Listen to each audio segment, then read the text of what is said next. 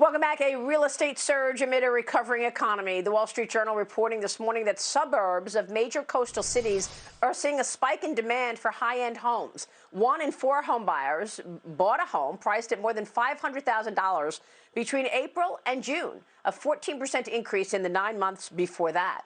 Many looking for space to work remotely. Joining me right now to discuss is luxury real estate developer Michael Shvo. Michael, great to have you. Thanks so much for joining us. People trying to leave the big cities and they want to go to the suburbs. Tell me about it. Assess the situation for the housing market. Good morning, Maria. Thank you for having me. Well, after listening to your last segment, it seems like everybody's running away from New York City. There's obviously, we're seeing with COVID, there's been a trend of movement outside big cities for on the residential market. But I do think that this is it's a temporary thing. We've seen these things happen before. There's no question that there's a bigger appreciation for being outside metropolitan areas. But the reality is that the businesses are here, and businesses are not all shifting all of a sudden to the suburbs. We're seeing some of that, but you cannot get the same efficiency from your workers if they're working out of a Zoom or if they're collaborating in an office. So I think this whole idea that all of a sudden everybody's moving out of the city and everybody's working out of their homes is not a sustainable reality. It's a moment in time, and we heard a week ago about, or a few days ago, about this Pfizer vaccine that all of a sudden is coming to be a reality.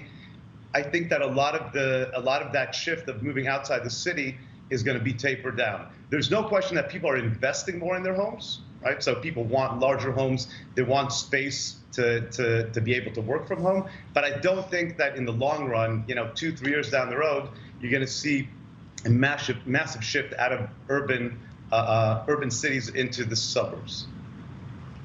So what are you seeing now in terms of prices for homes? Are you seeing prices move up in the suburbs? Are you seeing demand move those prices up in terms of your average selling price? And what about homes in big cities?